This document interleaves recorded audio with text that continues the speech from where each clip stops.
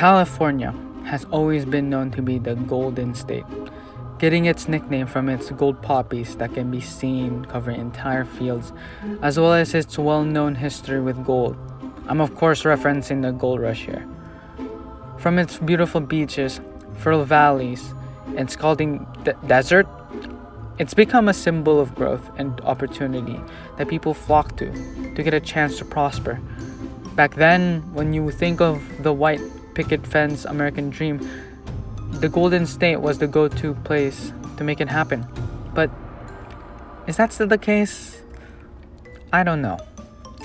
There has been a recent alarming trend that for quite some time now, California's population has been in a slight but steady decline for years. For a state that prides itself on its rapid growth throughout its history, this doesn't exactly paint a bright picture of the state that California is currently in. California's declining population is mainly attributed to the culmination of many different issues.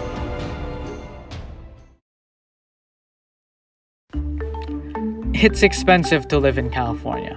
So expensive, in fact, that it's currently the third most expensive state to live in 2022, according to the World Population Review.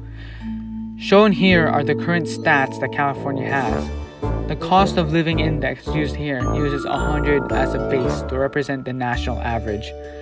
California's current rating is 142.2. This means that on average, California is almost 50% more expensive to live in than most states. This is largely due to California's increasingly high housing costs, that according to this are twice the national average, at a rating of 201.9.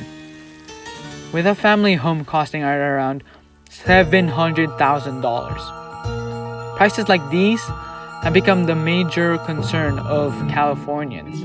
Based on the PPIC stands for Public Policy Institute of California, by the way, survey, 68% of residents view housing affordability to be a major problem. This chart by them also shows that a significant minority of people are seriously considering moving out of state due to the cost of housing. California's taxes are fairly known to be one of the highest in the nation. It's infamous for having unforgiving sales tax and income tax rates. The sales tax here is the highest in the nation at 7.25%, which is actually a decrease from its previous 7.5%. California prides itself on its very progressive taxing system, taxing higher income residents higher than lower income residents. Which sounds great until you realize that its rates are at a ruthless 13.3% for higher income residents. These rates have started to drive away large businesses, effectively forcing them to move to different states. California's birth rates have dropped enough that it's become a concern. This is not a recent problem either. Since 2007, California's fertility rate has dropped from 2.2 to 1.5. These numbers mean children per woman, meaning that women are having fewer and fewer children. Even though this hasn't yet had a significant impact on California's population, the circumstances surrounding it are very worrying. The birth rates have become heavily affected by the decrease of women in their 20s having children. Now, notice on this graph that the older ranges have had very little change between 2008 and 2019. This is because young women are more likely to have children than them, and they're more likely to have children when they get married and live apart from their parents. These same factors apply to men as well. The current economic climate has made these factors less common, however. It has started to become more and more difficult to live by yourself in recent years due to housing costs. Both young adult men and women are struggling to establish financial independence, making it hard to marry and start families. Basically, fewer babies because it's not affordable. As if more and more people leaving California wasn't bad enough, migration to California has significantly slowed down in years as well. According to the PPIC, the decline in the international immigration has contributed significantly to California's low recent growth. From a 37% increase in the immigrant population in the 1990s to a measly 6% in the past decade. Now, the graph above shows that in the past decade, both net migration, the flow in minus the flow out to California, and natural increase, births minus deaths, in California are at an all-time low. You can see that in the last 3 years, net migration has been in the negative, meaning that more and more people are migrating out than into the state. This next graph above details the net migration data from the first graph. This shows that while international migration to California has had very little change over the years, remaining relatively high, domestic migration, the migration between states, to California has become great enough of a problem that it's dragging our numbers. So many people have left California to go to other states that the influx of international immigrants can no longer keep up with the number of people leaving. Hence, the net negative in recent migration.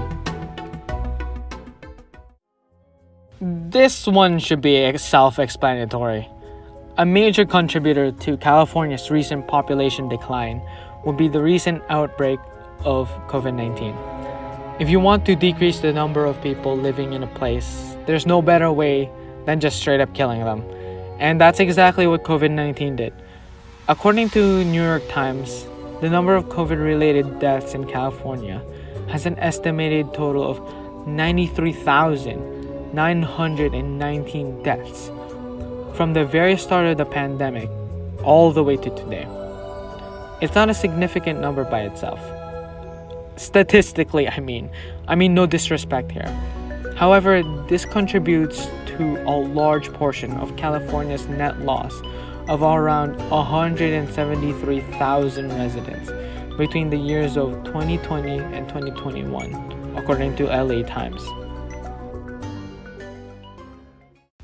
The loss of population has some serious ramifications, and California's minor decline is no exception for that, as it has yielded a severe consequence. For the first time in its 171-year history, as of 2021, California has lost a seat in Congress, from 53 representatives to 52. Congressional seats are based completely on the state's population, so it makes sense that after losing enough residents in recent years, California lost a seat in Congress. This is bad when you think about the circumstance surrounding this situation. Not only did California's political influence get reduced, but 2 states, widely considered to be California's rivals, gained from this.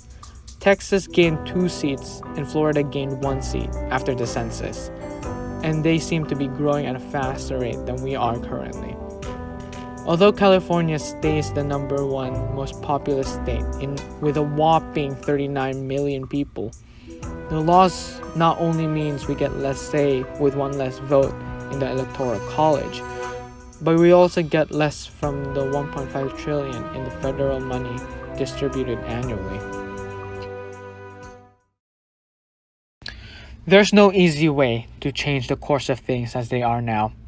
And at the risk of sounding pessimistic, there seem to be no right answers to the problems I presented here. However, if I'm going to be completely honest, there is a likely chance that this isn't as big of an issue as I tried making it out to be. I still believe that there is significance in this issue, and that by addressing it, more people would pay attention to it. California's population decline may not necessarily take priority over other current issues, but I believe that it's better to know now than to know too late.